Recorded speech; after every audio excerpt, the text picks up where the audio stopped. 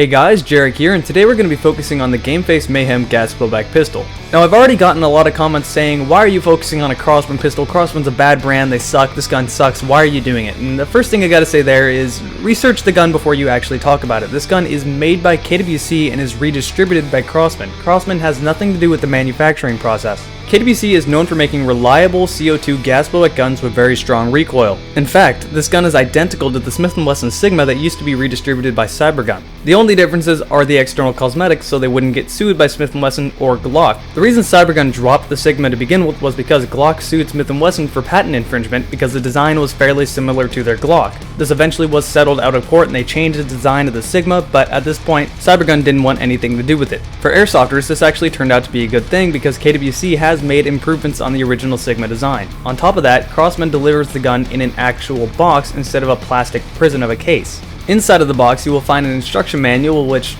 although being a decent instruction manual, doesn't have a takedown guide, so it's kind of missing some information. A box of BBs that are overall very low quality, I would throw these away, they're not worth using. A large Allen wrench key to screw in the CO2 to the mag. An extra bottom piece for the magazine itself, more on this later. And a smaller Allen wrench key that works for the hop-up unit. And of course you get the GameFace Mayhem gas blowback pistol. This gun is very durable and very solid. The lower receiver is made of a very strong plastic, and everything else is made of incredibly thick, strong metal. This includes the base plate to the magazine. When you look at this gun from the top of the slide, you can see how really thick the metal on the slide is. This is good for multiple different reasons. One, it means your gun is going to be much more reliable, and two, it means this gun is going to have a lot of recoil. This honestly shouldn't be much of a surprise. My top 3 hardest kicking guns I can list off the top of my head are all made by KWC. That list would be the Mini Uzi, the KWC Desert Eagle, and of course this gun, the GameFace Mayhem gas blowback pistol or the Smith & Wesson Sigma. The safety, although in a very odd location, works very well. It's at the very bottom of the grip. If you pull it down, the trigger will not work. Push it back up, you can pull the trigger. The sights on this gun are the only thing KWC didn't improve.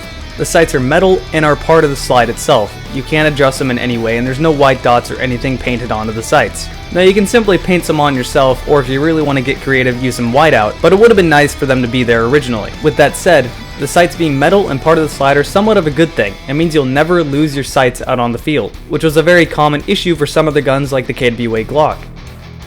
Disassembling this gun is very simple. First eject the magazine and then make sure the gun is cocked. It has to be cocked and the hammer has to be back or you risk breaking parts of this gun. Other than that, it takes down like most other pistols do. Simply pull down on 2 tabs on both of the guns and then slide the slide off. You might have to give a slight tap to the back of the slide, but it will come off. With the slide taken off, you can see where you need to adjust the hop-up unit. It requires a small Allen wrench key, and I'm not really a big fan of having to use tools like an Allen wrench key to adjust the hop-up unit. I prefer the Tokimuri style with a little wheel. It's simply easier and is much more effective.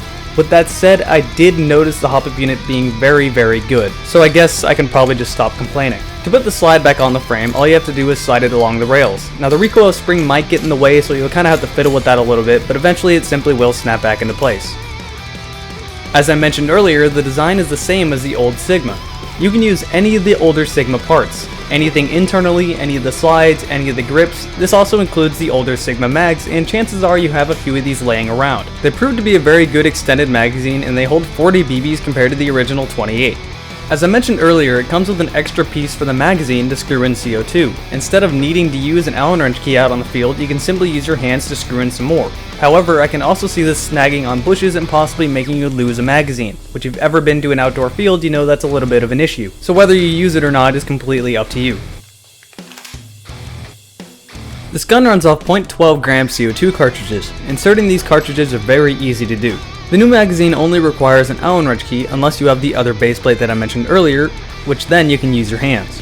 Simply unscrew the bottom plate, insert a 12 gram CO2 cartridge, and then screw it back in until it hisses slightly.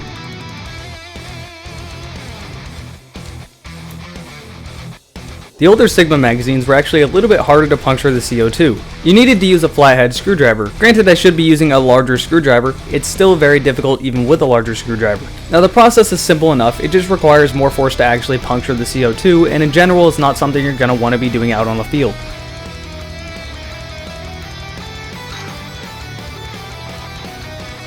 When I chronoed this gun, I found it to be fairly inconsistent. Now this might have to do with the fact that it was 40 degrees, rainy, and there was a lot of cold humidity in the air, which still affects the CO2 gas blowback, just far less than a propane gas blowback. It's still ranged in that sweet spot for a pistol. 300 feet per second, 330 feet per second is exactly what you'd want in your gas blowback pistol, especially if you're using it as a sidearm for a sniper.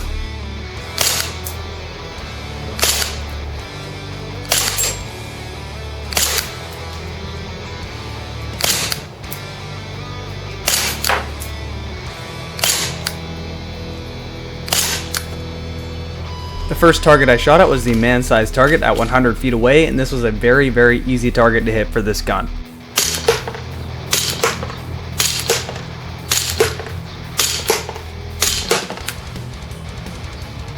The next target I shot at was the headshot target at once again 100 feet away. This target proved to be a little bit harder to hit.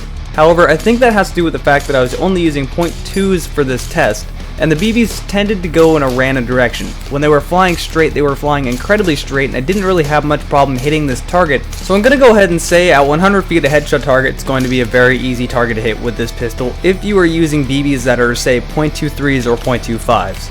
When I stepped back to 150 feet away, I used .26 gram BBs because I learned my mistake from before. However, I failed to take into account that the hop-up unit needs to be readjusted because the BBs are a little heavier, so I had to lob the BBs slightly. Even while doing so, at 150 feet away, a man-sized target is going to be a very easy shot to hit. While trying to shoot at the headshot target at 150 feet away, which is significantly smaller, having to lob the BBs was really throwing my shot off. However, if you do adjust the hop-up unit correctly and use the correct gram BB, you are able to hit this target consistently. With that said, this is going to be the max effective range for this gun, which is still, for a pistol, very, very good. Now I don't doubt that you'd be able to take this gun farther away and still hit targets, but don't be expecting to be able to get that shot every single time. So where does that leave us with this gun? Well, this gun is far above average in every single category when it comes to a pistol. It's incredibly durable, it's incredibly reliable, it has great accuracy, it has very, very strong kick, and the icing on top of the cake if you live in a colder environment, it runs off CO2. KWC knows how to make a strong, reliable pistol. If you're looking for your next sidearm for your sniper or you just want a good sidearm, this is definitely one of the main pistols to look at. Even if you're on a budget, this gun is under $100. You get a lot of bang for your buck here. That about sums up my review for the KWC GameFace Mayhem gas blowback pistol. Hope you enjoyed it, and I'll see all you guys next time.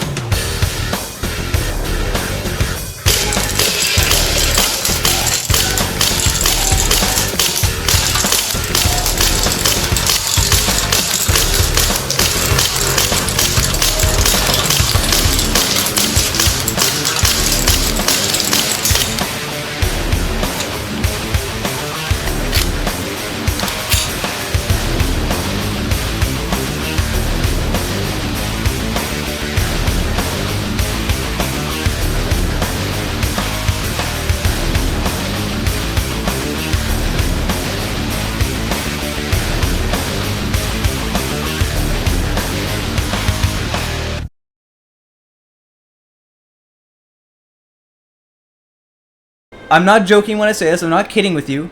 This is a Source Engine game, and that's crazy to think about. The Source Engine came out 8 years ago. It debuted with Half-Life 2, which, think about that, Half-Life 2 came out around the same time as Halo 2. And it's such a flexible engine that it can almost rival Crysis's graphics. I mean, this game looks absolutely amazing for a Source game.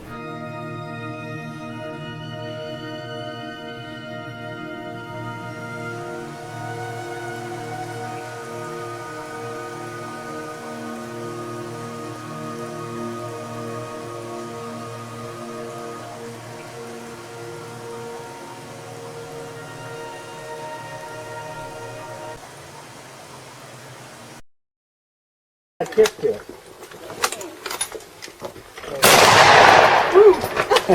Damn, dude. Yeah. What exactly is that? 50 caliber black powder.